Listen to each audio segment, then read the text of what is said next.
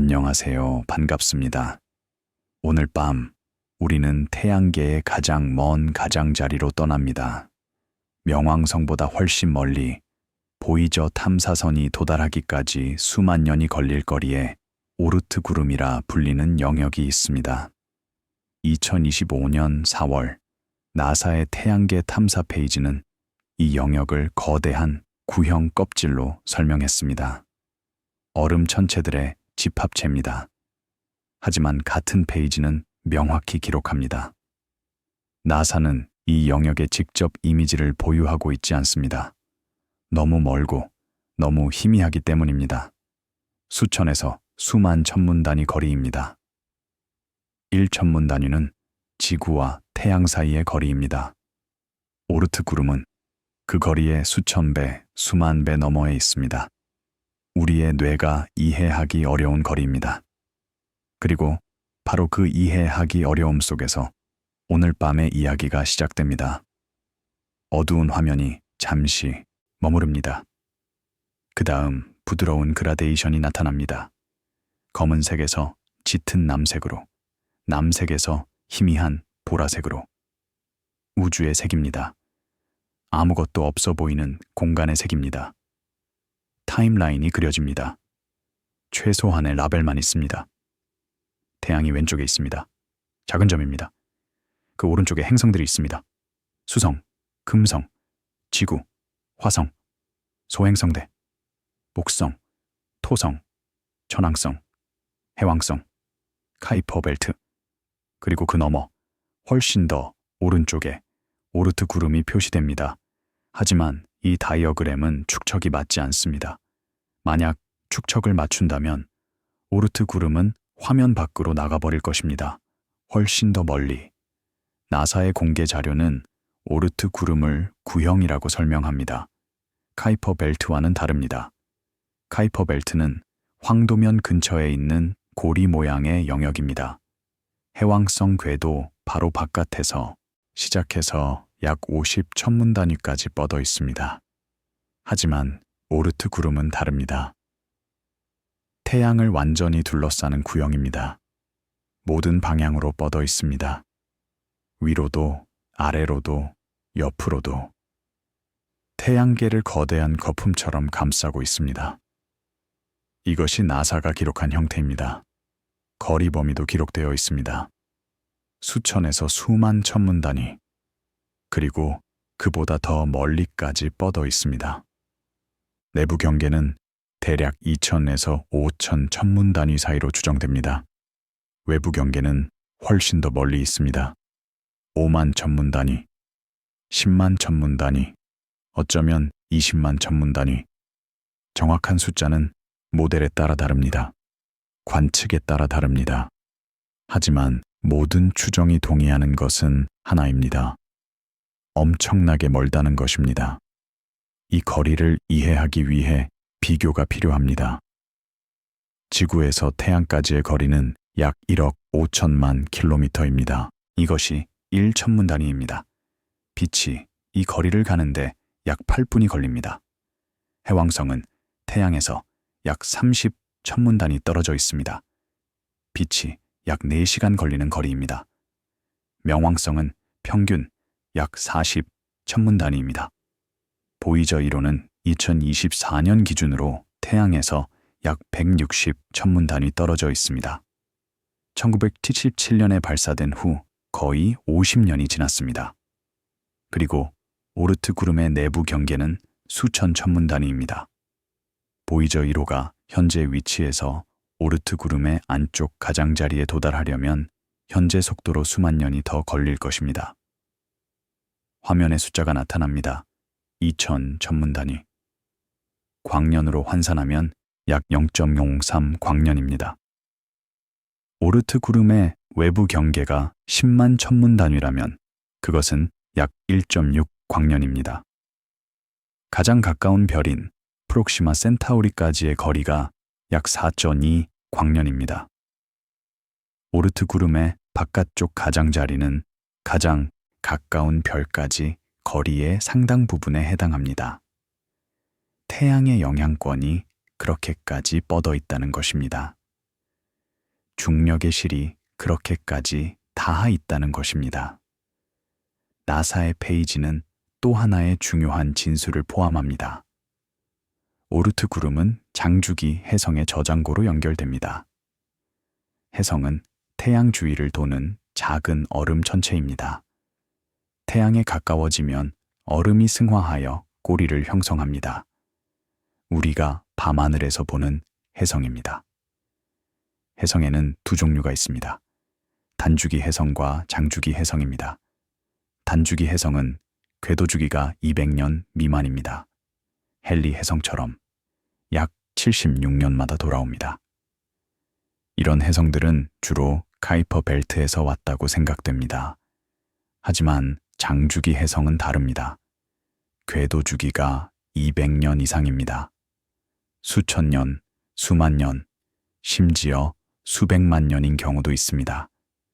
이 해성들은 매우 긴 타원 궤도를 가지고 있습니다.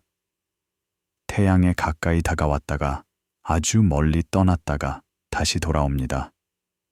이 해성들의 원점이 어디인가? 오르트 구름입니다. 나사의 자료가 그렇게 연결합니다. 장주기 해성들의 기원으로서의 오르트 구름입니다. 조용한 편집실이 화면에 나타납니다. 낮은 조명 아래 모니터들이 빛납니다. 연구자가 문서를 검토합니다. 나사의 웹페이지입니다. 그 문장이 강조되어 있습니다. 직접 이미지는 없습니다. 이것이 조사의 톤을 설정합니다. 에피소드는 촬영할 수 있는 것으로 시작합니다. 다이어그램, 축척, 막대, 그리고 기록 보관소 참조입니다.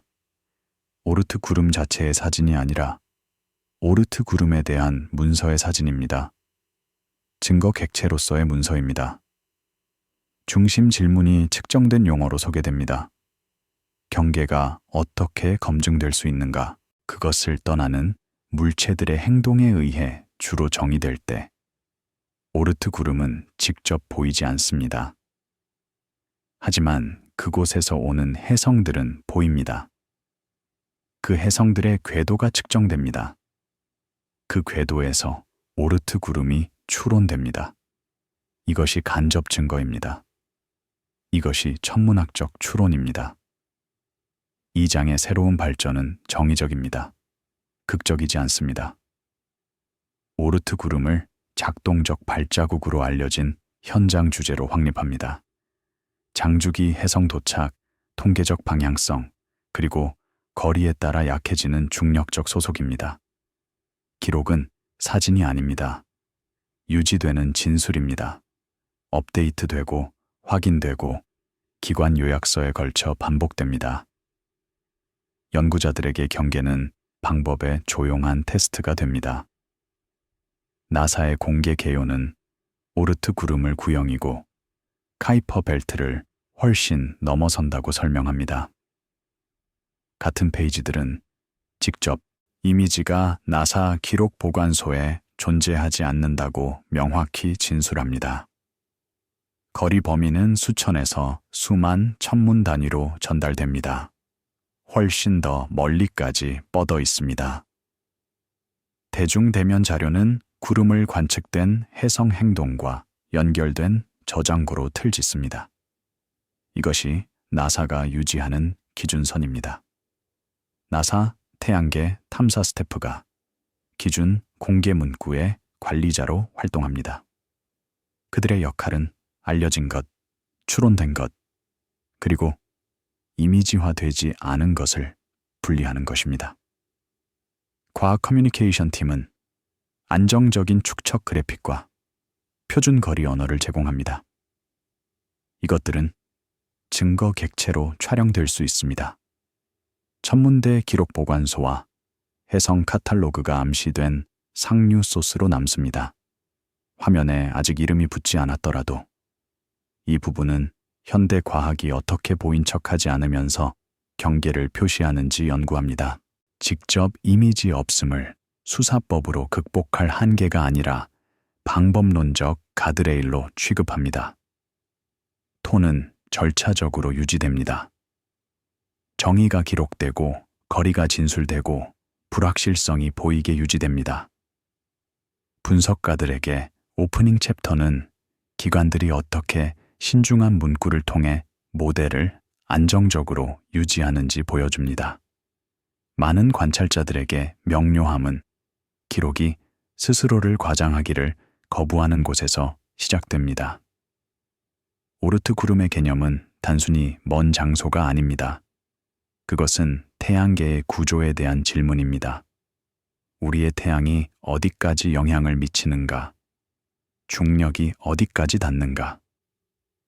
태양계가 어디서 끝나고 성간 공간이 어디서 시작하는가? 이 질문들은 단순하지 않습니다. 답도 단순하지 않습니다.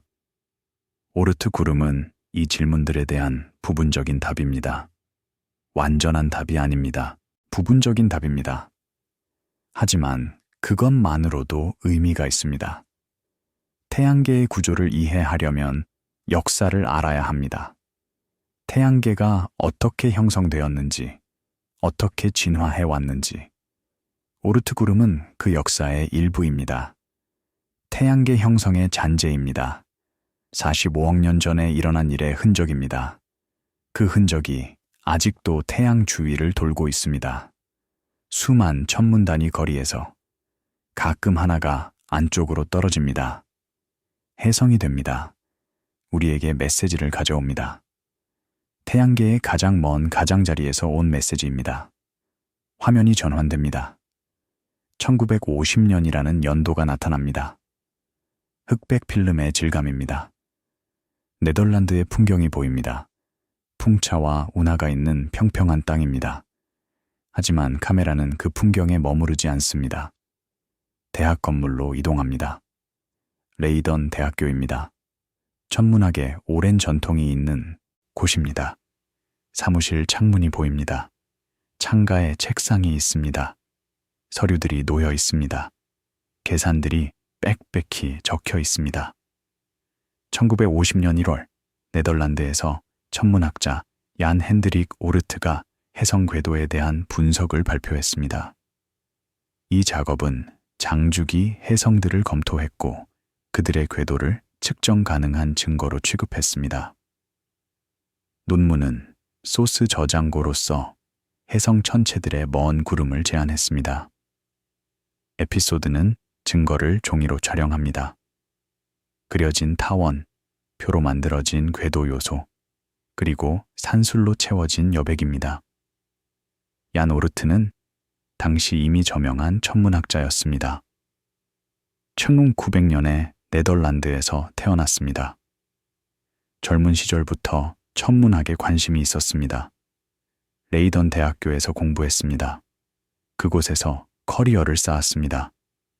은하 역학에 대한 중요한 연구를 했습니다. 은하의 회전을 연구했습니다. 오르트 상수라고 불리는 것을 정의했습니다. 은하 회전의 특성을 설명하는 상수입니다. 그는 이미 천문학계에서 존경받는 인물이었습니다. 1950년의 논문은 그의 많은 업적 중 하나입니다. 하지만 아마도 가장 널리 알려진 것입니다. 오르트 구름이라는 이름 때문입니다. 그의 이름을 딴 구조입니다. 그가 제안한 구조입니다. 물론 그 이전에도 비슷한 아이디어가 있었습니다. 1932년에 에스토니아의 천문학자 에른스트 웨피크가 해성의 먼 저장고를 제안했습니다. 하지만 오르트의 논문이 더 체계적이었습니다. 더 많은 데이터를 분석했습니다. 더 설득력 있는 농어를 제시했습니다. 그래서 그의 이름이 붙었습니다. 오르트의 논문은 당시까지 관측된 해성들의 궤도를 분석했습니다. 특히 장주기 해성에 집중했습니다. 그 해성들이 어디서 오는지 질문했습니다. 궤도의 모양을 보았습니다. 매우 긴 타원이었습니다.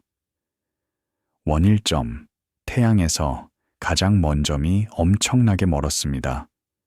수만 천문 단위 거리였습니다. 그리고 또 하나의 중요한 관찰이 있었습니다. 이 해성들이 오는 방향입니다.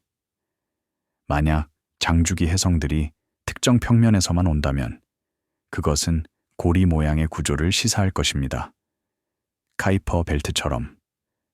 하지만 오르트가 관찰한 바로는 장주기 혜성들은 모든 방향에서 왔습니다.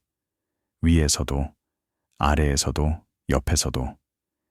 통계적으로 등방적이었습니다. 특별히 선호되는 방향이 없었습니다. 이것은 구형 분포를 시사했습니다. 평평한 원반이 아니라 둥근 껍질입니다.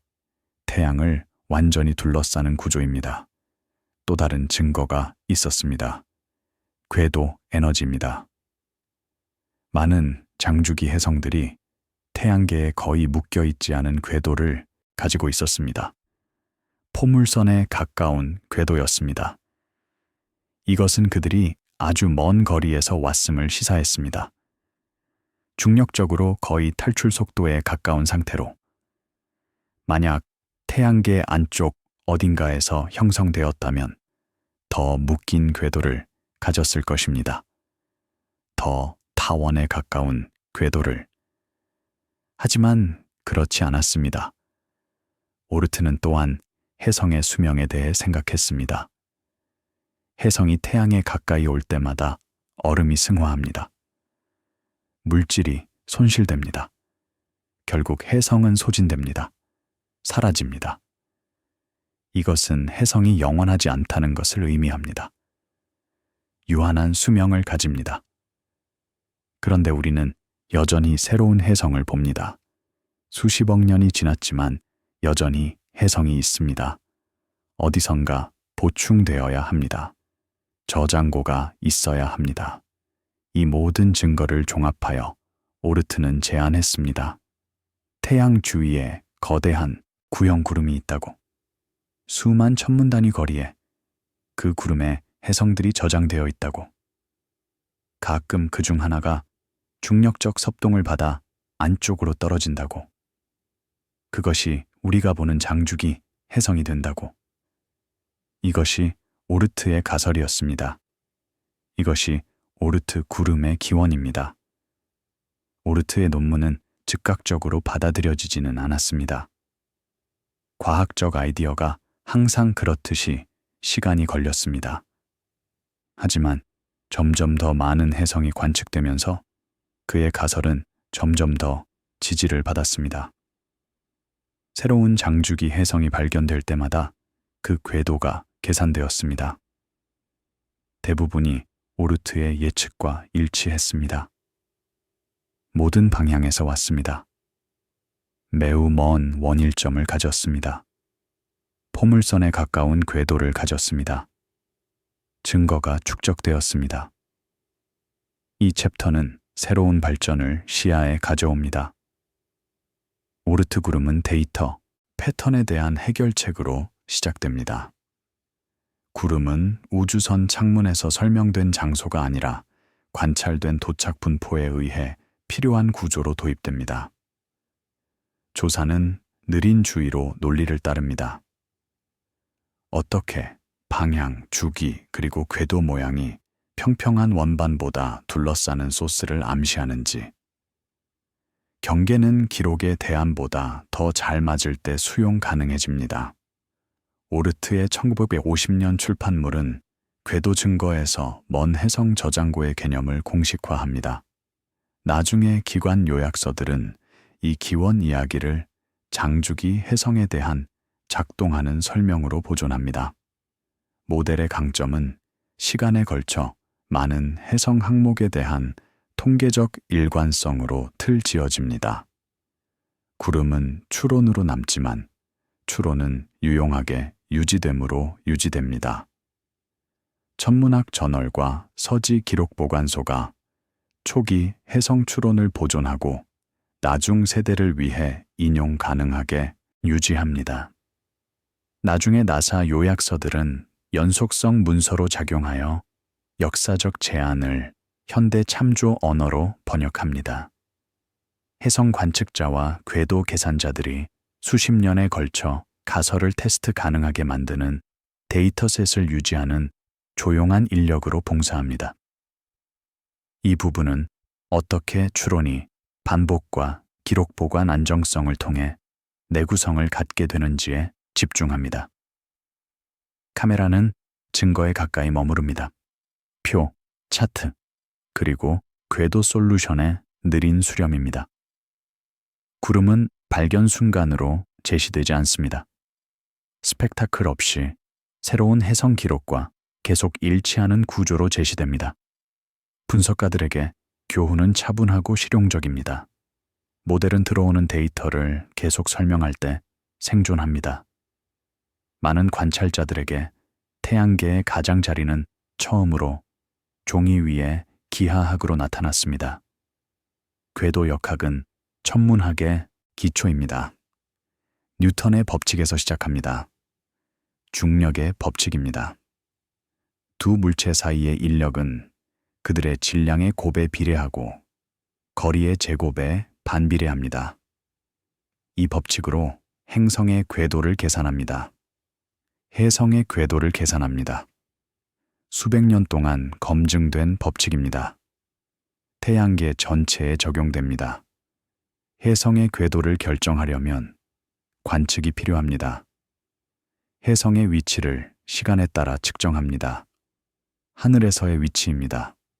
적경과 저기입니다. 여러 밤에 걸쳐 관측합니다. 위치 변화를 기록합니다. 이 데이터로 궤도를 맞춥니다. 수학적 기법입니다. 최소 제곱법입니다. 관측과 가장 잘 일치하는 궤도를 찾습니다.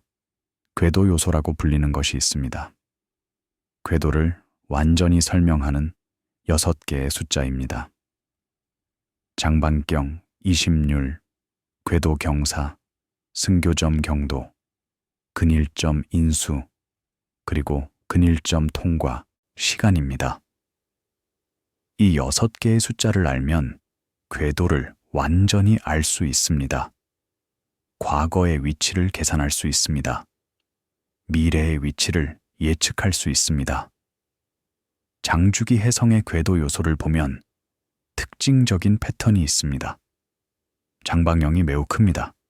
수천에서 수만 천문 단위입니다. 이심률이 1에 가깝습니다. 거의 포물선입니다.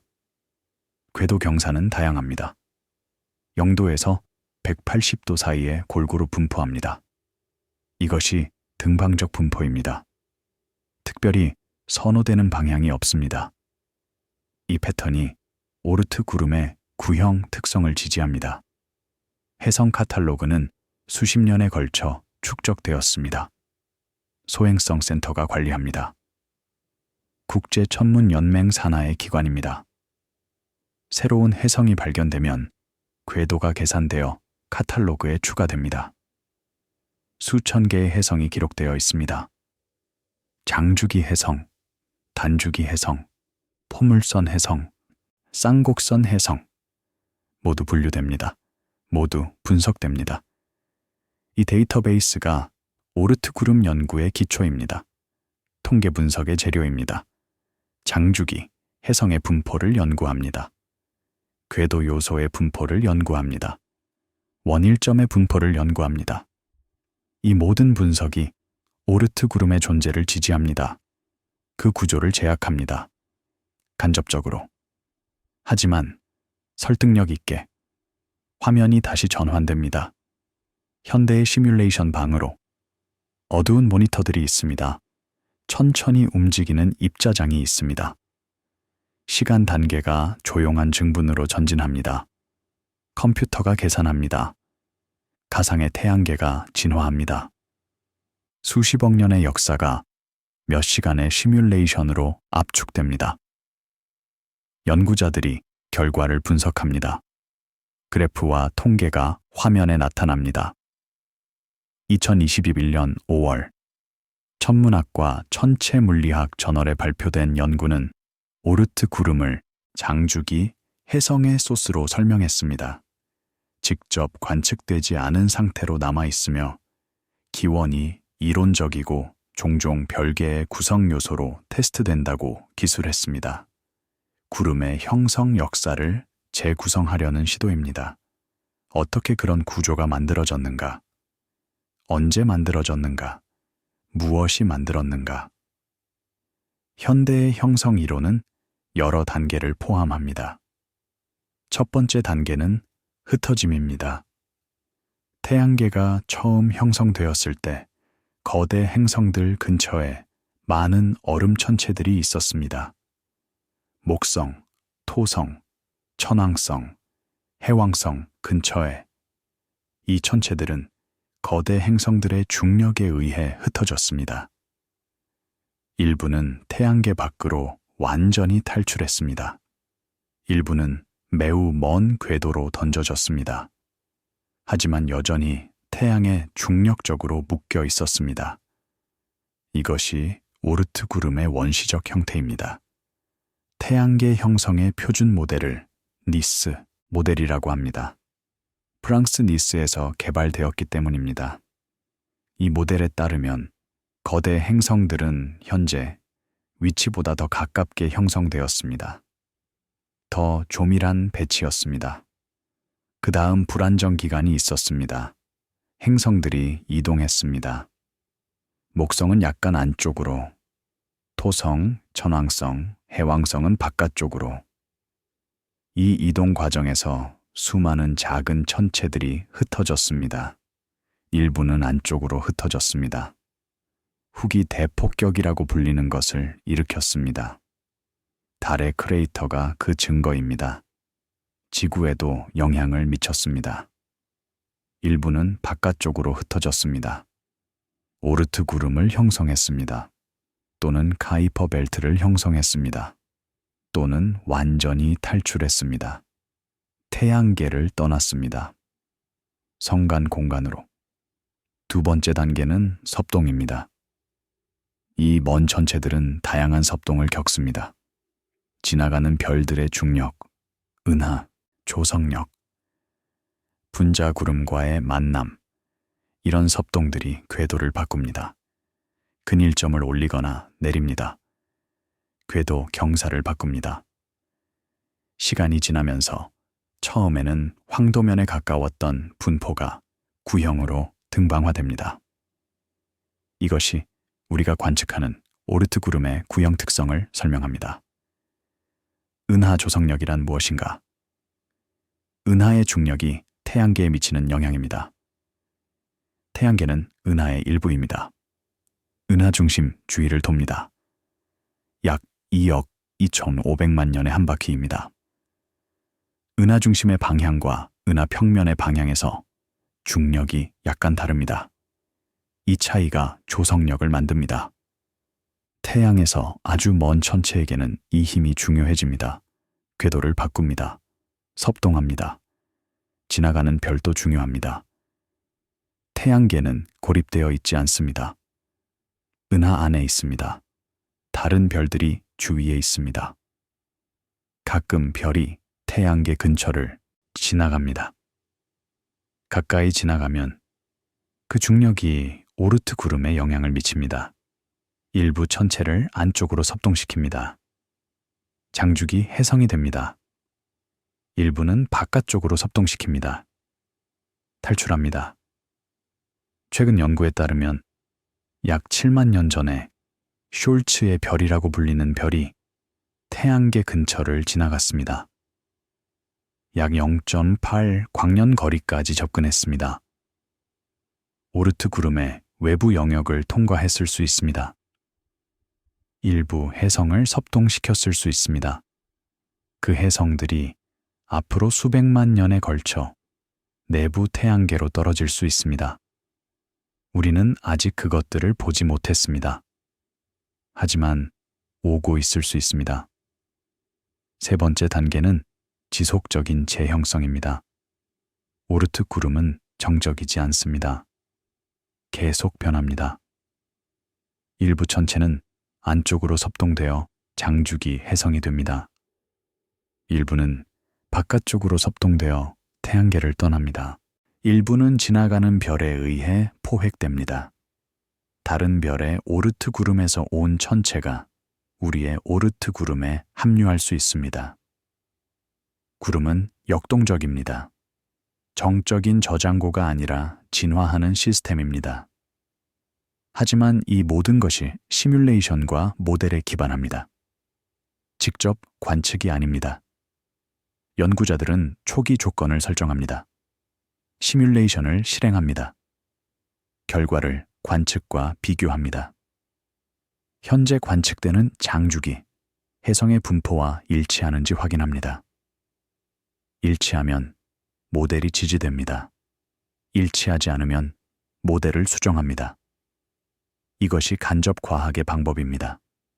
시뮬레이션은 복잡합니다. 수십억 개의 입자를 추적합니다. 수십억 년의 시간을 시뮬레이션합니다. 거대한 계산 능력이 필요합니다. 슈퍼컴퓨터가 사용됩니다. 수천 개의 프로세서가 병렬로 작동합니다. 몇 주, 몇 달이 걸립니다. 결과가 나옵니다. 분석됩니다. 논문으로 발표됩니다. 동료 심사를 거칩니다. 확인됩니다. 또는 반박됩니다. 이 챕터의 새로운 발전은 조직적입니다. 구름을 다닐 아이디어로 취급하는 대신 연구자들은 일관된 형성 타임라인에 배치하려 시도합니다. 거대 행성에 의한 흩어짐, 은하 환경으로부터의 섭동, 그리고 수십억 년에 걸친 점진적 재형성입니다. 에피소드는 경계 자체가 이미지화하기에 너무 멀 때 검증이 어떻게 보이는지 보여줌으로써 조사를 심화합니다. 동료 심사 작업은 오르트 구름 기원을 이론적인 것으로 틀짓습니다. 조각들이 테스트되지만 연대기가 항상 통합되지는 않습니다. 형성서사는 일반적으로 초기 행성 영역에서 바깥쪽으로의 흩어짐과 후속적인 장기 섭동을 포함합니다. 현대 연구는 모델이 정제되면서도 구름의 상태가 추론적으로 남아있음을 강조합니다. 연구 프로그램은 계속적인 것으로 제시됩니다. 최종 그림을 주장하기보다 일관성을 개선합니다. 천문학과 천체물리학 같은 저널 플랫폼이 모델 가정이 발표되고 토론되는 절차적 검문소를 제공합니다. 시뮬레이션 그룹이 심층 시간을 위한 현장팀으로 활동하며 어떤 역사가 현대 해성 통계를 재현할 수 있는지 문서화합니다. 카탈로그 유지자와 궤도 서비스가 경계 조건을 공급하며 모델을 관측 가능한 것에 고정시킵니다. 해성 궤도입니다. 이 부분은 대거리 과학이 어떻게 거짓 확실성을 피하는지 검토합니다. 오르트 구름을 연속적인 정제 아래의 가설로 취급합니다. 내부 태양계가 안쪽으로 보내는 것에 의해 제약됩니다. 해성 경로, 도착 방향, 그리고 궤도 에너지입니다. 분석가들에게 분위기는 인내심 있습니다. 구름은 세부에서 여전히 불완전하면서도 실제로는 실제할 수 있습니다.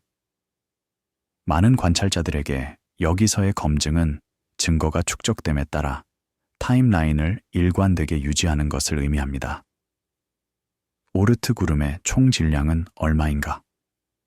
이것은 중요한 질문입니다. 하지만 대답하기 어렵습니다. 직접 볼 수 없기 때문입니다. 추정만 가능합니다. 해성 도착률에서 추정합니다. 시뮬레이션에서 추정합니다. 추정치는 다양합니다. 지구 질량의 몇 배에서 수십 배 사이입니다. 일부 추정은 더 높습니다. 일부는 더 낮습니다. 불확실성이 큽니다. 천체의 수는 어떠한가? 이것도 추정입니다. 킬로미터 크기의 천체가 1조개 이상일 수 있습니다. 더 작은 것은 훨씬 더 많습니다. 더 큰 것은 더 적습니다. 크기, 분포가 있습니다. 몇 법칙을 따릅니다. 작은 것이 많고 큰 것이 적습니다. 이것은 태양계의 다른 소천체 집단과 비슷합니다. 소행성대처럼, 카이퍼 벨트처럼. 오르트 구름의 천체들은 어떻게 생겼을까? 혜성의 핵과 비슷할 것입니다. 혜성이 그곳에서 왔기 때문입니다. 얼음과 먼지의 혼합물입니다. 더러운 눈덩이라고 불리기도 합니다. 물, 얼음이 주성분입니다.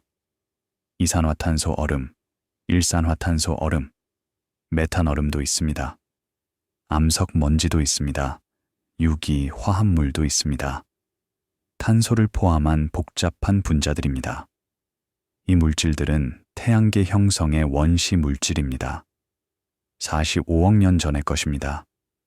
오르트 구름에서는 거의 변하지 않았습니다. 너무 멀리 있어서 태양열의 영향을 거의 받지 않습니다. 냉동 보존되어 있습니다. 태양계 역사의 캡슐입니다. 혜성이 태양에 가까이 올 때 이 원시 물질이 승화합니다. 우리가 분석할 수 있습니다. 태양계의 초기에 대해 배울 수 있습니다. 화면이 다시 전환됩니다. 칠레의 사막입니다. 아타카마 사막입니다. 지구에서 가장 건조한 곳 중 하나입니다. 대기가 맑습니다. 수증기가 거의 없습니다. 천문학의 이상적인 조건입니다. 산 위에 거대한 건설 현장이 있습니다. 베라시 루빈 천문대입니다.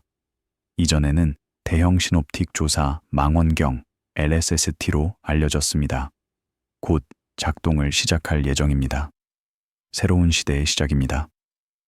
2025년 이카루스 저널에 발표된 연구는 베라시 루빈 천문대에 LSST가 알려진 장주기 해성들을 어떻게 더 일찍, 더 멀리서 탐지할 수 있었을지 평가했습니다.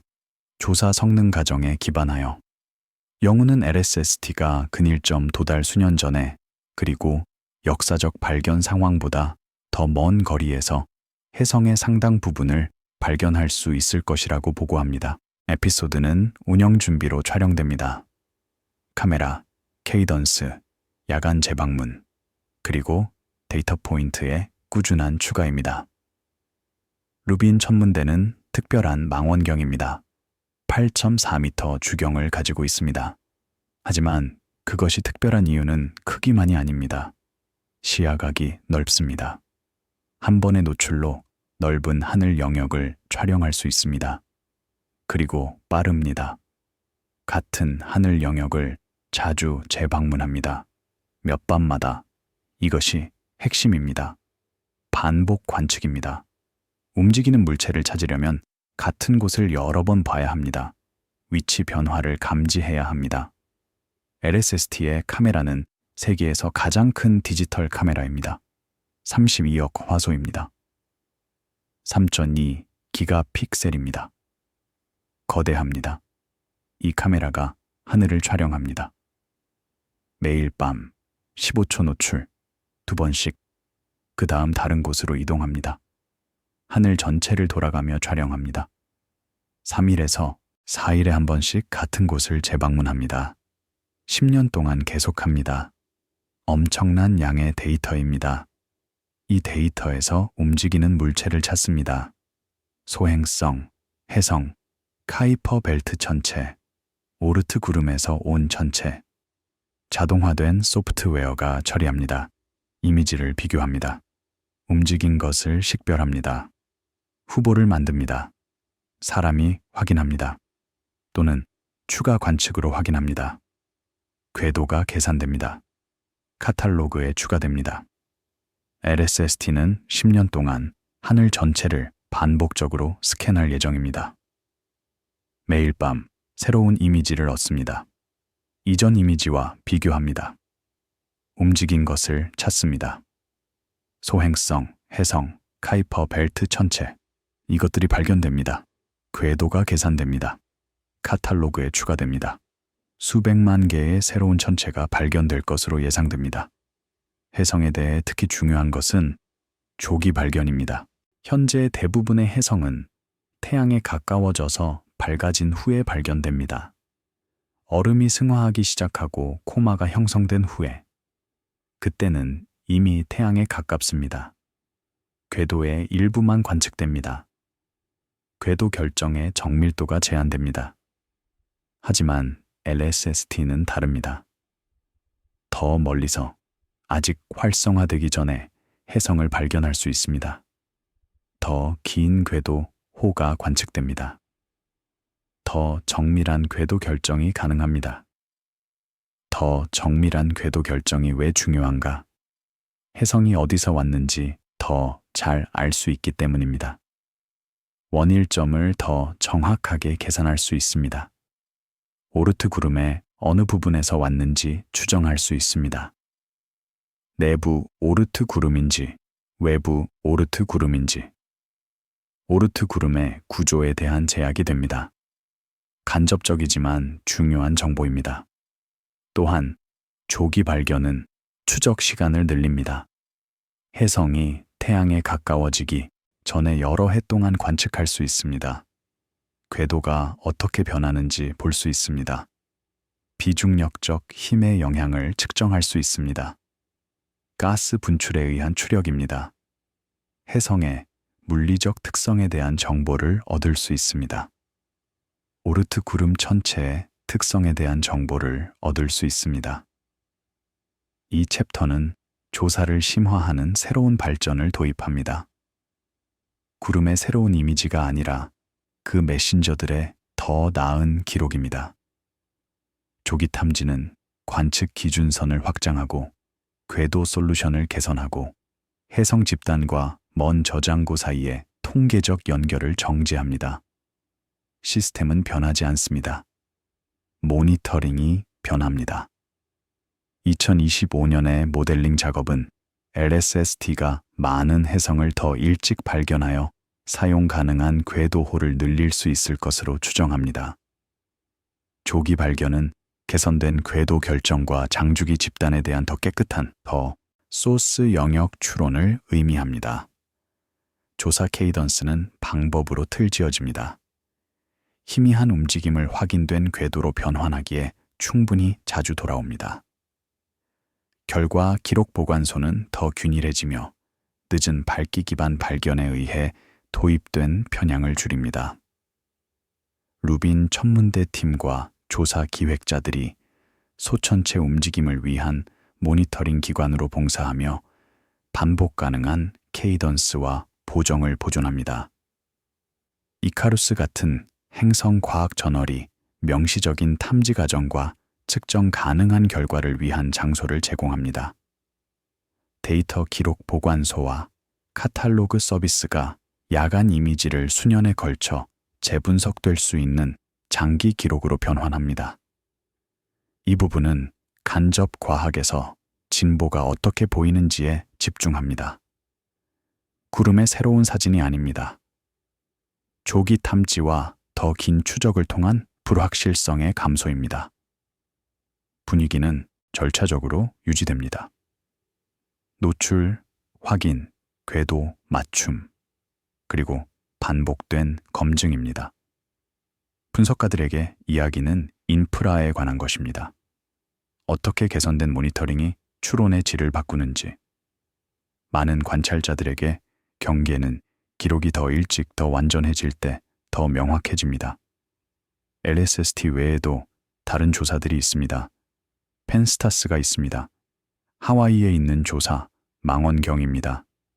이미 수년간 하늘을 조사해 왔습니다. 많은 소행성과 혜성을 발견했습니다. 카탈리나 스카이 서베이가 있습니다. 애리존에 있습니다. 지구 근접 천체를 찾는 것이 주목적입니다. 하지만 혜성도 발견합니다. 아틀라스가 있습니다. 소행성 지구 충돌 최후 경보 시스템입니다. 이것도 혜성을 발견합니다. 이 조사들이 함께 작동합니다. 서로 보완합니다. 하나의 조사에서 발견된 천체가 다른 조사에서 확인됩니다. 추적됩니다. 궤도가 정제됩니다. 데이터가 공유됩니다.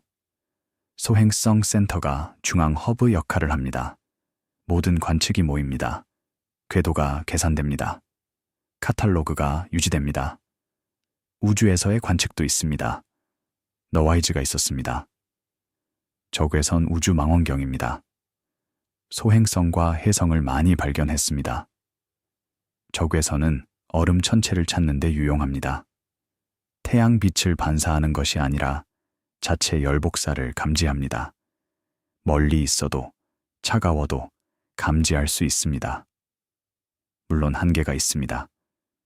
오르트 구름의 천체는 여전히 너무 멀고 너무 차갑습니다. 직접 감지할 수 없습니다. 미래에는 더 강력한 망원경이 올 것입니다. 제임스 웹 우주 망원경은 이미 작동 중입니다. 적외선에서 아주 민감합니다. 하지만 시야각이 좁습니다. 조사에는 적합하지 않습니다. 알려진 천체를 관측하는데 적합합니다. 낸시 그레이스 로만 우주 망원경이 계획 중입니다. 넓은 시야각을 가집니다. 우주에서의 조사가 가능합니다. 더 많은 혜성을 발견할 수 있을 것입니다. 화면이 다시 전환됩니다. 다이어그램이 나타납니다. 태양계의 단면도입니다. 태양이 중심에 있습니다. 행성들의 궤도가 안쪽에 있습니다. 카이퍼 벨트가 그 바깥에 있습니다. 그리고 오르트 구름이 가장 바깥에 있습니다. 하지만 이 다이어그램은 더 세부적입니다.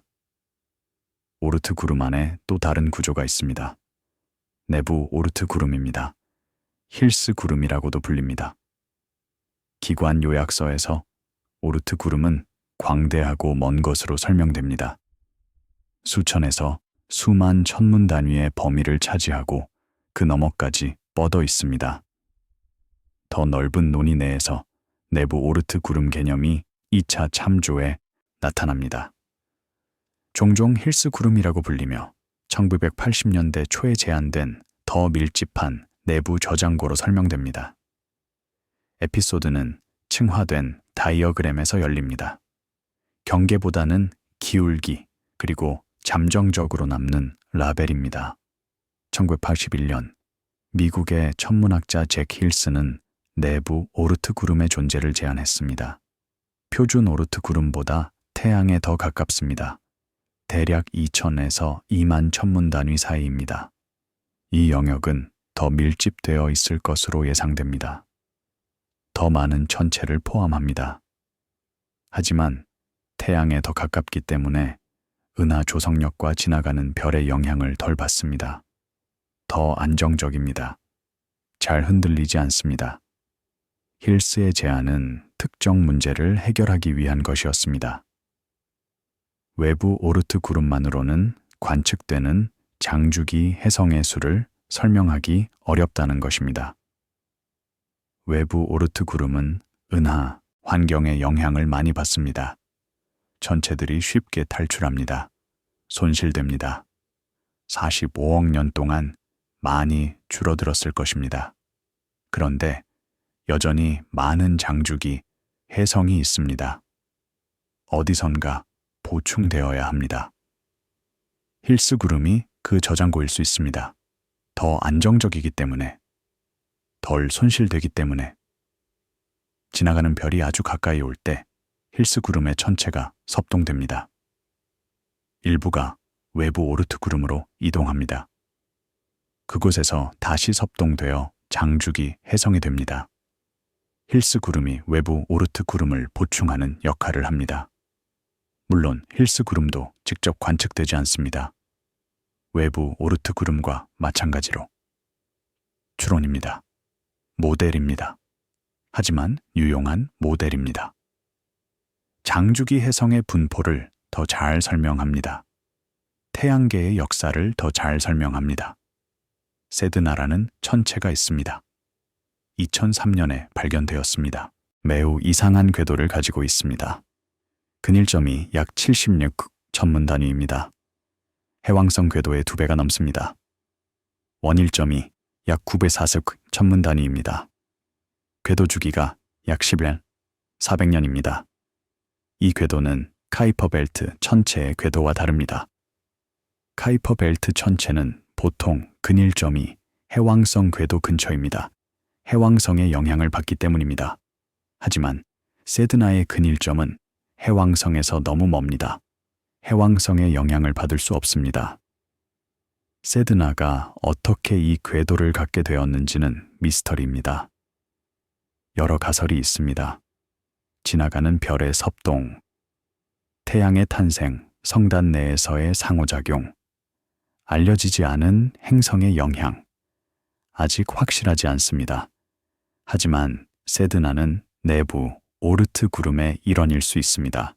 그 가장자리에 있는 직접 관측된 가장 먼 태양계 천체 중 하나입니다.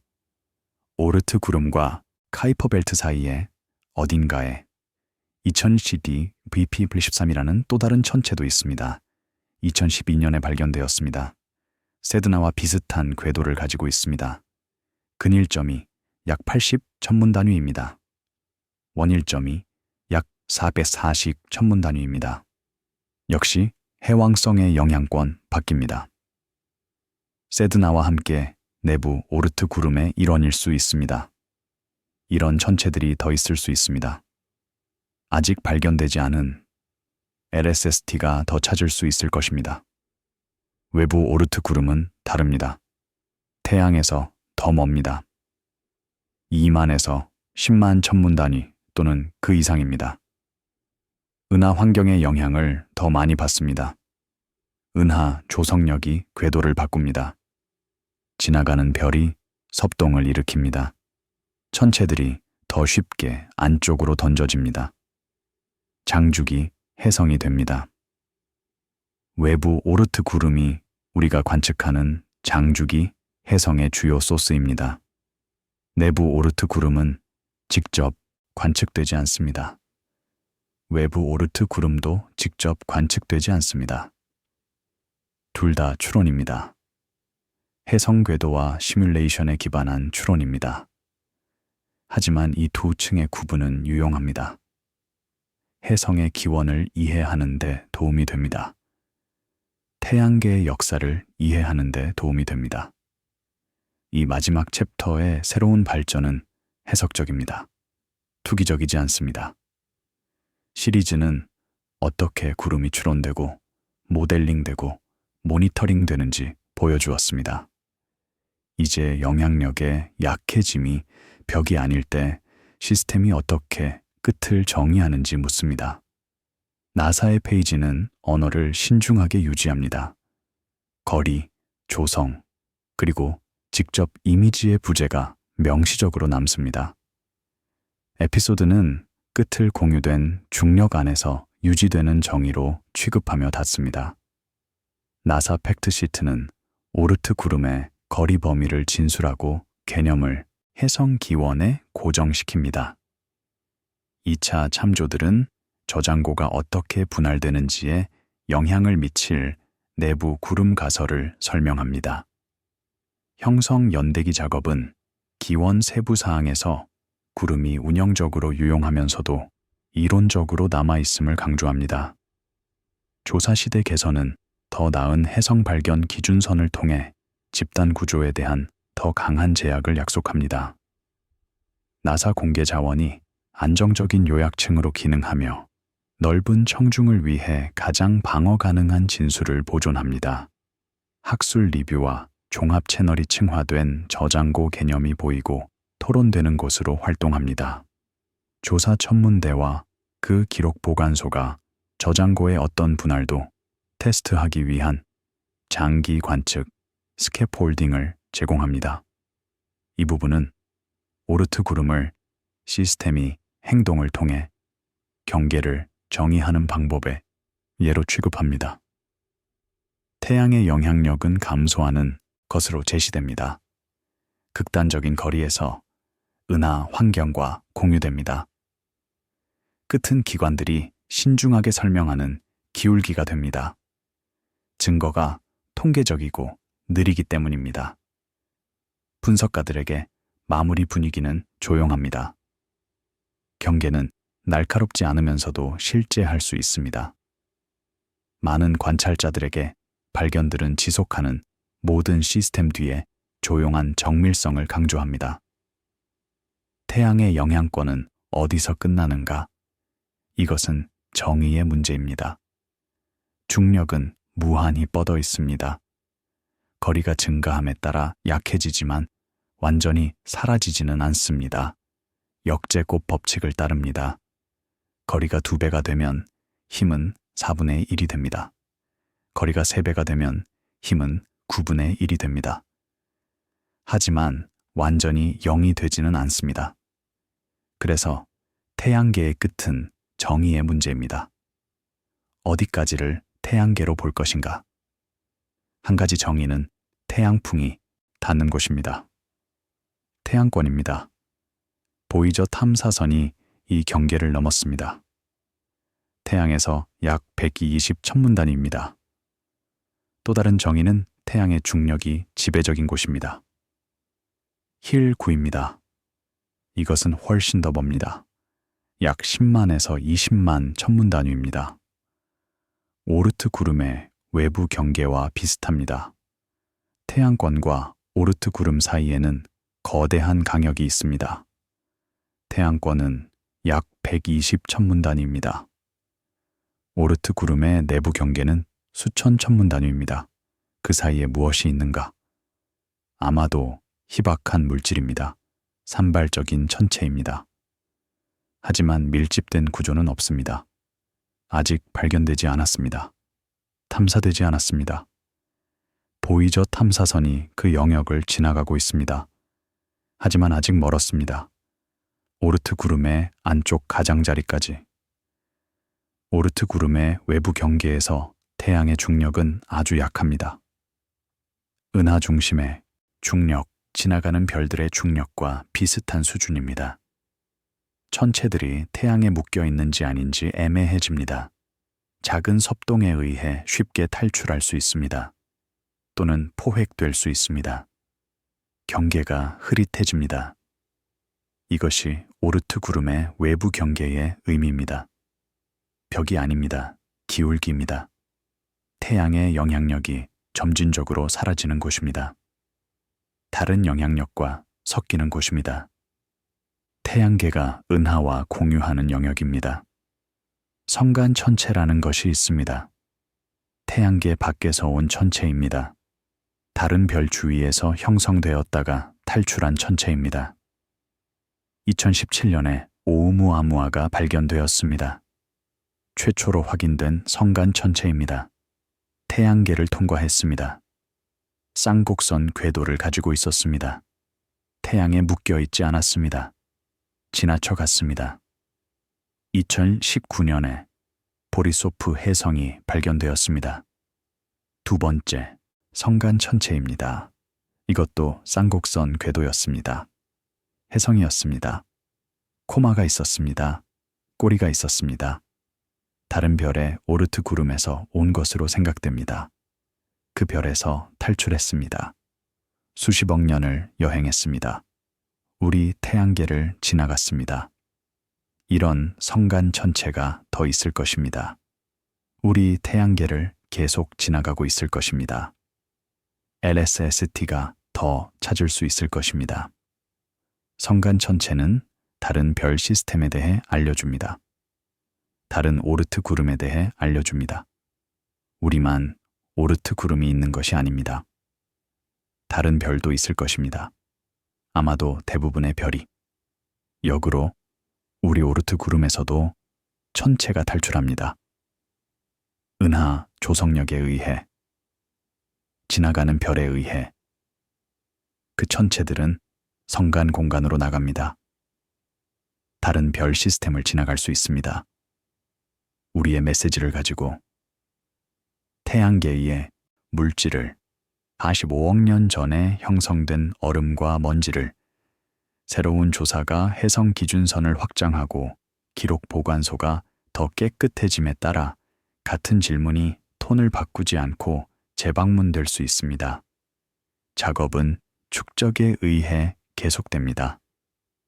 더 많은 궤도, 더 단단한 맞춤, 그리고 태양계가 공유된 공간으로 사라지는 곳에 인내심 있는 정제입니다. 해성의 역사는 인류 문명의 역사와 함께합니다. 고대부터 사람들은 해성을 보았습니다. 밤하늘에 갑자기 나타나는 밝은 빛입니다. 꼬리가 있는 별입니다. 많은 문화에서 혜성은 징조로 여겨졌습니다. 좋은 일이 일어날 징조, 또는 나쁜 일이 일어날 징조, 왕의 죽음을 예고한다고 믿었습니다. 전쟁이 일어날 것을 예고한다고 믿었습니다. 혜성은 두려움의 대상이었습니다. 바빌로니아인들은 혜성을 기록했습니다. 수천 년 전에 점토판에 새겼습니다. 중국인들도 혜성을 기록했습니다. 수천 년의 기록이 있습니다. 어떤 혜성이 언제 나타났는지, 얼마나 밝았는지, 꼬리가 어느 방향을 가리켰는지, 이 기록들이 현대 천문학에도 유용합니다. 혜성의 궤도 주기를 확인하는데, 과거의 혜성을 식별하는데, 헨리 혜성이 좋은 예입니다. 역사적 기록에 여러 번 나타납니다. 기원전 240년에 중국에서 기록되었습니다. 1066년에 영국에서 관측되었습니다. 바이오의 테피스트리에 그려져 있습니다.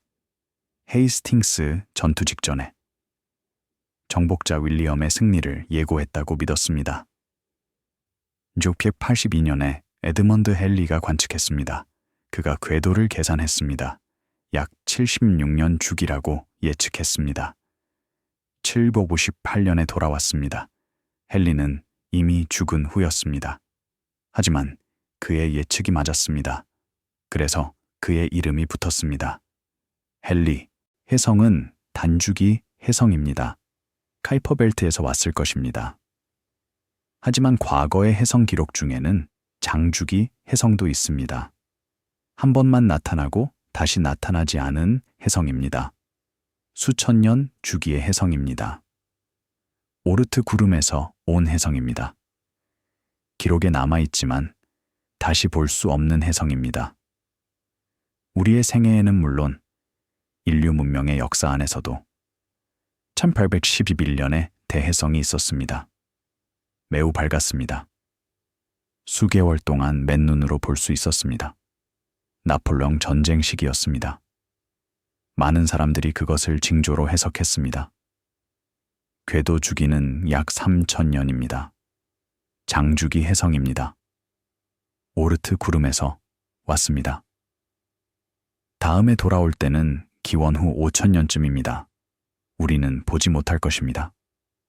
1997년에 헤일밥 혜성이 있었습니다. 20세기 후반에 가장 밝은 혜성 중 하나였습니다. 수개월 동안 맨눈으로 볼 수 있었습니다. 궤도 주기는 약 2500년입니다. 장주기 혜성입니다. 오르트 구름에서 왔습니다. 많은 사람들이 봤습니다. 사진을 찍었습니다. 기억에 남았습니다. 이런 혜성들이 오르트 구름에서 옵니다. 수만 천문 단위 거리에서 수백만 년에서 수천만 년의 여정 끝에 태양에 가까워집니다. 밝아집니다. 우리가 봅니다. 그리고 다시 떠납니다. 어둠 속으로, 오르트 구름으로, 우리가 다시 볼 수 없는 거리로. 혜성의 물리적 특성도 연구됩니다. 혜성의 핵은 작습니다. 보통 몇 킬로미터에서 수십 킬로미터입니다. 불규칙한 모양입니다. 감자처럼 생겼습니다. 또는 아령처럼 생겼습니다. 표면은 어둡습니다. 수처럼 어둡습니다. 태양빛을 잘 반사하지 않습니다. 하지만 태양에 가까워지면 밝아집니다. 얼음이 승화하기 때문입니다. 혜성의 핵은 주로 얼음입니다. 물얼음이 가장 많습니다. 하지만 다른 얼음도 있습니다. 이산화탄소 얼음, 일산화탄소 얼음, 메탄 얼음, 암모니아 얼음. 이 얼음들이 승화합니다. 고체에서 바로 기체가 됩니다. 중간에 액체 상태를 거치지 않습니다. 우주의 진공에서는 액체가 안정하지 않기 때문입니다. 승화한 가스가 핵 주위에 구름을 형성합니다. 코마라고 합니다. 혜성의 머리입니다. 코마는 클 수 있습니다. 지구보다 클 수 있습니다. 목성보다 클 수도 있습니다. 하지만 아주 희박합니다. 거의 진공입니다. 태양풍이 코마에 가스와 먼지를 밀어냅니다. 꼬리가 형성됩니다. 두 종류의 꼬리가 있습니다. 이온 꼬리와 먼지 꼬리입니다. 이온 꼬리는 태양과 정반대 방향을 가리킵니다. 태양풍에 의해 밀려납니다. 직선에 가깝습니다. 푸른색입니다.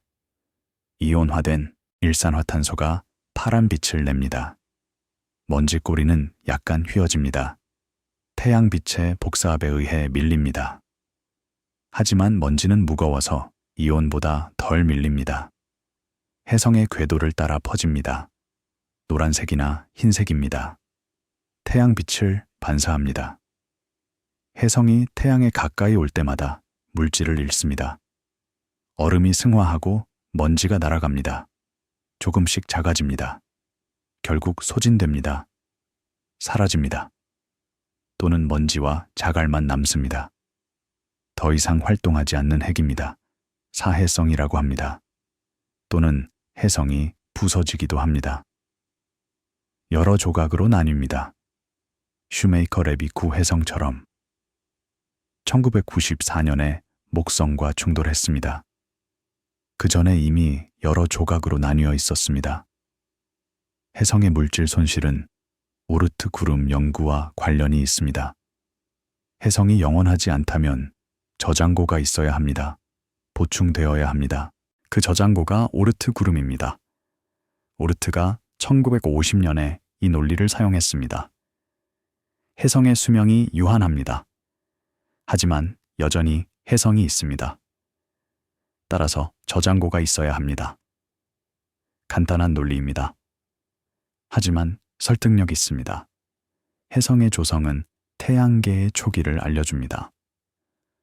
오르트 구름의 천체는 45억 년 전에 형성되었습니다. 그 이후로 거의 변하지 않았습니다. 너무 멀리 있어서 태양열의 영향을 받지 않았습니다. 냉동 보존되었습니다. 태양계 형성 당시의 물질입니다. 원시 물질입니다.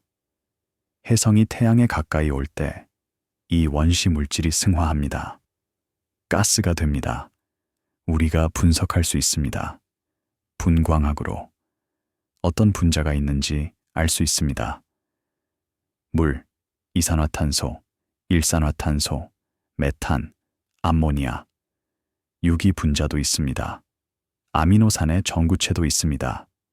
생명의 재료입니다. 일부 과학자들은 혜성이 지구에 물을 가져왔을 수 있다고 생각합니다. 지구의 바다가 혜성에서 왔을 수 있습니다. 초기 지구에 혜성이 많이 충돌했습니다. 후기 대폭격 시기에 그 혜성들이 물을 가져왔을 수 있습니다. 또한 유기 분자를 가져왔을 수 있습니다.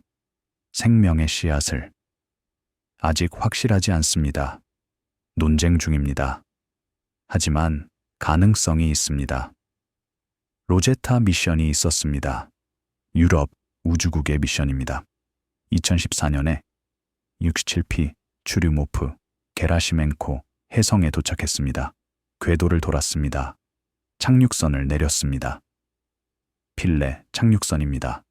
혜성 표면에 착륙했습니다. 데이터를 보냈습니다. 혜성의 조성을 분석했습니다. 물의 동위원소 비율을 측정했습니다. 결과는 흥미로웠습니다. 67P 혜성의 물은 지구의 물과 동위원소 비율이 달랐습니다. 중수소 대 수소의 비율이 높았습니다. 지구 바다의 약 3배였습니다. 이것은 이 특정 혜성이 지구물의 주요 원천이 아님을 시사합니다. 하지만 모든 혜성이 같지는 않습니다. 다른 혜성은 다를 수 있습니다. 연구가 계속되고 있습니다. 혜성 연구는 오르트 구름 연구의 일부입니다. 혜성을 통해 오르트 구름을 이해합니다. 혜성의 궤도에서 오르트 구름의 구조를 추론합니다. 혜성의 조성에서 오르트 구름 전체의 조성을 추론합니다. 간접적입니다. 하지만 유일한 방법입니다. 직접 관측이 불가능하기 때문입니다. 밤이 깊어갑니다. 별들이 빛납니다. 우리가 보는 별들은 가깝습니다. 태양에서 몇 광년 거리입니다. 오르트 구름의 외부 경계와 비슷하거나 그보다 조금 먼 거리입니다. 그 별들과 우리 사이에 오르트 구름이 있습니다. 보이지 않습니다. 희미합니다. 멉니다. 하지만 있습니다. 오르트 구름의 천체들은 무엇으로 이루어져 있을까요? 주로 얼음입니다. 물얼음, 암모니아 얼음, 메탄 얼음, 그리고 먼지, 암석 물질, 유기, 화합물, 혜성의 핵과 비슷합니다. 혜성이 오르트 구름에서 왔기 때문입니다. 같은 물질입니다. 같은 기원입니다. 이 천체들의 크기는 다양합니다. 대부분은 작습니다. 킬로미터 규모입니다. 하지만 일부는 더 클 수 있습니다. 수십 킬로미터, 수백 킬로미터. 명왕성 같은 외소행성도 있을 수 있습니다. 세드나 같은 천체가 예입니다. 세드나는 카이퍼 벨트보다 훨씬 먼 궤도를 가지고 있습니다. 근일점이 약 76 천문단위입니다. 원일점이 약 900 천문단위입니다. 내부 오르트 구름의 일부일 수 있습니다. 아직 확실하지 않습니다. 오르트 구름에는 얼마나 많은 천체가 있을까요? 추정은 다양합니다. 일족의 이상의 천체가 1km보다 클 수 있습니다. 총 질량은 지구 질량의 몇 배에서 수십 배 사이로 추정됩니다. 하지만 이것은 추정입니다. 직접 세어볼 수 없습니다. 혜성 도착률과 모델에 기반한 추정입니다. 이 모든 추정에는 불확실성이 있습니다. 오르트 구름은 직접 관측되지 않습니다. 간접 증거에 기반합니다. 혜성 궤도에 기반합니다. 시뮬레이션에 기반합니다. 모델에 기반합니다. 이 모든 것에 불확실성이 있습니다. 오르트 구름의 존재 자체는 널리 받아들여집니다. 하지만 세부 사항은 불확실합니다. 구조, 밀도, 경계, 이 모든 것이 계속 연구되고 있습니다. 불확실성은 실패가 아닙니다. 과학의 일부입니다. 모르는 것을 인정하는 것이 과학의 정직함입니다. 오르트 구름에 대해 우리가 아는 것이 있고 모르는 것이 있습니다.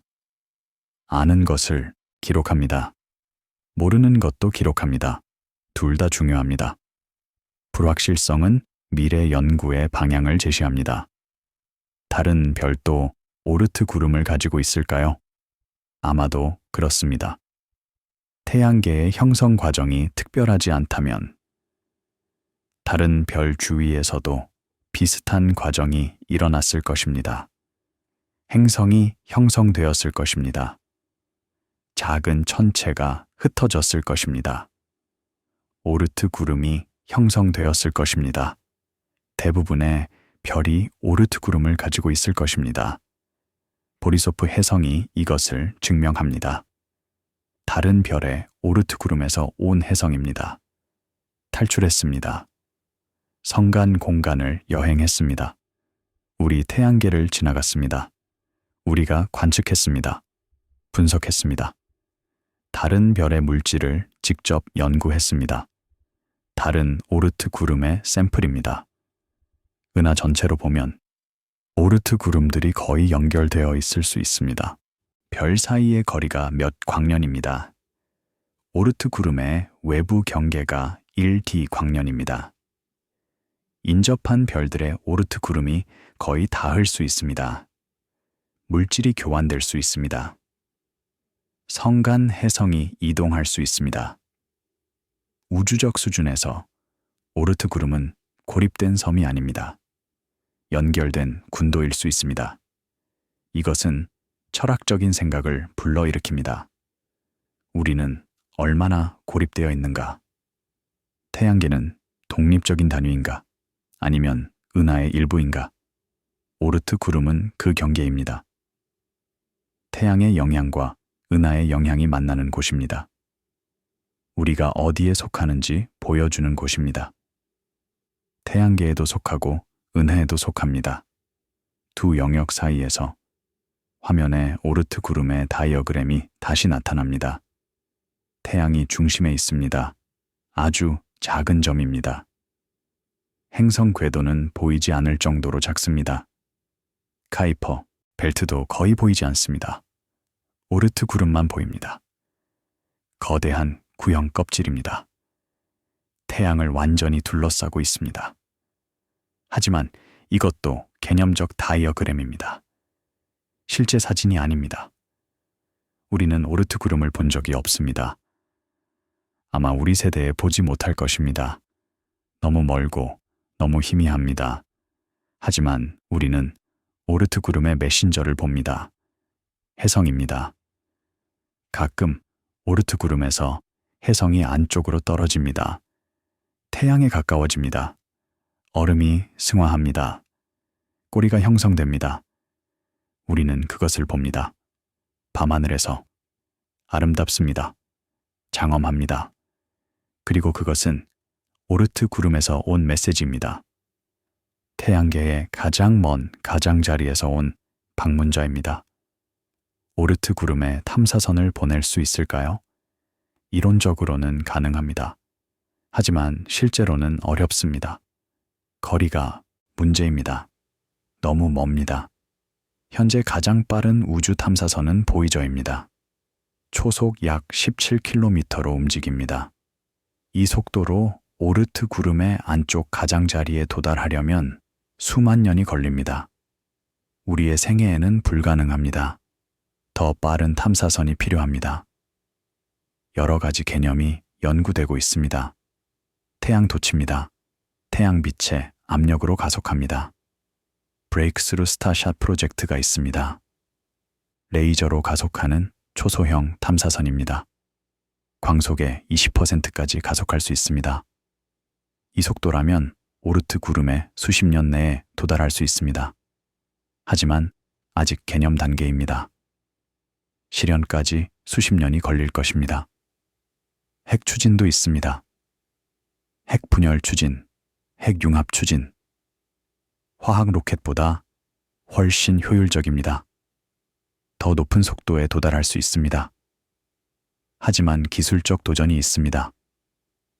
안전 문제가 있습니다. 정치적 문제가 있습니다. 아직 실용화되지 않았습니다. 이온 추진도 있습니다. 이미 사용되고 있습니다. 돈 탐사선이 사용했습니다. 세레스와 베스타를 탐사했습니다. 이온 추진은 효율적입니다. 하지만 추력이 약합니다. 가속에 오랜 시간이 걸립니다. 최종 속도는 높을 수 있습니다. 하지만 여전히 화학 로켓보다 약간 빠른 정도입니다. 오르트 구름까지는 여전히 수천 년이 걸립니다. 오르트 구름 탐사는 먼 미래의 일입니다. 우리 세대에는 아닙니다. 우리 자녀 세대에도 아닐 것입니다. 어쩌면 수백 년 후에, 어쩌면 수천 년 후에 기술이 발전하면, 인류가 여전히 존재한다면, 우주 탐사에 관심이 있다면 그때 우리의 후손이 오르트 구름을 방문할 수 있을 것입니다. 하지만 그것은 먼 미래의 일입니다. 현재 우리는 간접적으로만 알 수 있습니다. 해성을 통해, 궤도를 통해, 시뮬레이션을 통해, 모델을 통해, 그리고 그것으로 충분합니다. 지금은. 과학은 가능한 것부터 시작합니다. 불가능한 것은 나중에 기다립니다. 기술이 발전할 때까지, 지식이 축적될 때까지 밤이 깊어갑니다. 별들이 빛납니다. 오르트 구름이 태양을 둘러싸고 있습니다. 수천 천문 단위에서 수만 천문 단위까지, 어쩌면 10만 천문 단위 이상까지. 우리의 뇌가 이해하기 어려운 거리입니다. 하지만 그곳에 있습니다. 혜성들의 고향입니다. 태양계의 가장 먼 가장자리입니다. 보이지 않지만 실제하는 곳입니다. 우리는 오르트 구름을 직접 방문하지 못할 것입니다. 적어도 가까운 미래에는. 보이저 탐사선이 현재 속도로 오르트 구름에 도달하려면 수만 년이 걸립니다. 우리의 생애에는 불가능합니다. 우리 문명의 역사보다 긴 시간입니다. 하지만 괜찮습니다. 직접 가지 않아도 알 수 있습니다. 혜성이 우리에게 옵니다. 메시지를 가져옵니다. 우리는 그 메시지를 읽습니다. 오르트 구름의 이야기는 끝이 아닙니다. 계속됩니다. 새로운 혜성이 발견됩니다. 새로운 궤도가 계산됩니다. 새로운 시뮬레이션이 실행됩니다. 새로운 모델이 제안됩니다. 이해가 깊어집니다. 천천히, 꾸준히, 인내심 있게 베라시 루빈 천문대가 곧 작동을 시작합니다. 새로운 시대가 시작됩니다. 더 많은 혜성이 발견될 것입니다. 더 일찍 발견될 것입니다. 더 정밀한 궤도가 결정될 것입니다. 오르트 구름에 대한 이해가 한 단계 더 깊어질 것입니다. 하지만 직접 이미지는 여전히 없을 것입니다. 너무 멀고 너무 희미하기 때문입니다. 그리고 괜찮습니다. 간접 증거로도 알 수 있습니다. 과학은 그렇게 작동합니다. 화면에 마지막 이미지가 나타납니다. 태양계의 개념도입니다. 태양이 중심에 있습니다. 행성들이 안쪽에 있습니다. 카이퍼 벨트가 그 바깥에 있습니다. 오르트 구름이 모든 것을 둘러싸고 있습니다. 거대한 구형 껍질입니다. 우리의 집을 둘러싼 보이지 않는 경계입니다. 태양의 영향권의 끝입니다. 태양계와 은하 사이의 경계입니다. 이 경계는 벽이 아닙니다. 기울기입니다. 태양의 영향력이 점진적으로 약해지는 곳입니다. 다른 영향력과 섞이는 곳입니다. 정확한 선이 없습니다. 흐릿한 전환입니다. 하지만 실제합니다. 혜성이 그것을 증언합니다. 우리의 모델이 그것을 설명합니다. 오르트 구름은 우리에게 무엇을 가르쳐 주는가? 우주에는 보이지 않지만 실제 하는 것이 있다는 것. 직접 접근할 수 없지만 알 수 있는 것이 있다는 것. 인내심 있는 관찰과 신중한 추론으로 이해가 깊어질 수 있다는 것. 이것이 과학의 교훈입니다. 오르트 구름의 교훈입니다. 그리고 또 하나의 교훈이 있습니다. 우리의 위치에 대한 교훈입니다. 우리는 태양계의 안쪽에 있습니다. 태양에서 1천문단이 떨어진 곳에. 하지만 태양계는 훨씬 더 큽니다. 10만 천문 단위까지 뻗어 있습니다. 우리는 그 중심 근처에 있습니다. 아주 작은 부분에. 우리가 알고 탐사한 것은 태양계의 극히 일부입니다. 대부분은 아직 미지입니다. 오르트 구름은 그 미지의 영역입니다. 우리의 한계를 보여주는 영역입니다. 동시에 우리의 가능성을 보여주는 영역입니다. 오르트 구름은 보이지 않습니다. 하지만 실제합니다. 혜성이 그것을 증언합니다. 궤도가 그것을 증언합니다. 시뮬레이션이 그것을 재현합니다. 모델이 그것을 설명합니다. 보이지 않아도 알 수 있습니다. 간접적으로, 추론으로, 축적된 증거로. 이것이 과학입니다. 보이지 않는 것을 아는 방법입니다. 직접 접근할 수 없는 것을 연구하는 방법입니다. 오르트 구름은 그 방법의 예입니다. 아름다운 예입니다. 우리의 뇌가 이해하기 어려운 거리에 있는 직접 볼 수 없는 구조를 혜성의 궤도와 시뮬레이션과 모델로 아는 것입니다. 우리가 오르트 구름을 직접 방문할 수 있을까요? 가까운 미래에는 불가능합니다. 너무 멉니다. 현재 기술로는 수만 년이 걸립니다. 하지만 먼 미래에는 어떨까요? 더 빠른 우주선이 개발되면 핵 추진이나 태양도치나 다른 혁신적인 기술이 어쩌면 수백 년 후에, 어쩌면 수천 년 후에 우리의 후손이 오르트 구름을 방문할 수 있을지도 모릅니다. 하지만 그것은 먼 미래의 일입니다. 현재 우리는 간접적으로만 알 수 있습니다. 혜성을 통해, 궤도를 통해, 시뮬레이션을 통해, 모델을 통해. 그리고 그것으로 충분합니다. 지금은. 과학은 가능한 것부터 시작합니다. 불가능한 것은 나중에 기다립니다. 기술이 발전할 때까지, 지식이 축적될 때까지 밤이 깊어갑니다. 별들이 빛납니다. 오르트 구름이 태양을 둘러싸고 있습니다. 그리고 어딘가에서 혜성이 오고 있습니다. 태양을 향해, 우리를 향해 오르트 구름의 메시지를 가지고 태양계의 가장 먼 가장자리에서 온 메시지를 우리는 그것을 기다립니다. 인내심 있게, 조용히, 과학적으로. 우주는 넓습니다. 태양계도 넓습니다. 오르트 구름은 그 넓이의 증거입니다. 우리가 이해하기 어려운 거리입니다. 하지만 이해하려 노력합니다. 조금씩, 천천히, 끊임없이. 그것이 과학입니다. 그것이 인간입니다. 모르는 것을 알려는 노력입니다. 보이지 않는 것을 이해하려는 노력입니다. 눈을 감습니다. 별들의 이미지가 남습니다. 오르트 구름의 개념이 남습니다. 보이지 않는 경계의 이미지가 남습니다. 태양계를 둘러싼 거대한 구형 껍질입니다. 혜성들의 고향입니다. 우리의 집의 가장 먼 가장자리입니다. 오르트 구름의 이야기가 조용히 끝납니다. 하지만 그 이야기는 계속됩니다. 혜성들이 계속 옵니다. 관측이 계속됩니다. 이해가 계속 깊어집니다. 보이지 않지만 실제 하는 것에 대한 이해가, 간접적으로만 알 수 있는 것에 대한 이해가.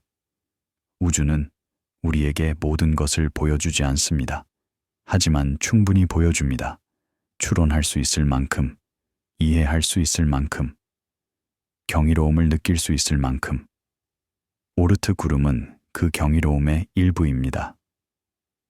보이지 않는 경계의 경이로움입니다. 우리의 뇌가 이해하기 어려운 거리의 경이로움입니다. 밤이 깊어갑니다. 별들이 빛납니다. 오르트 구름이 태양을 둘러싸고 있습니다.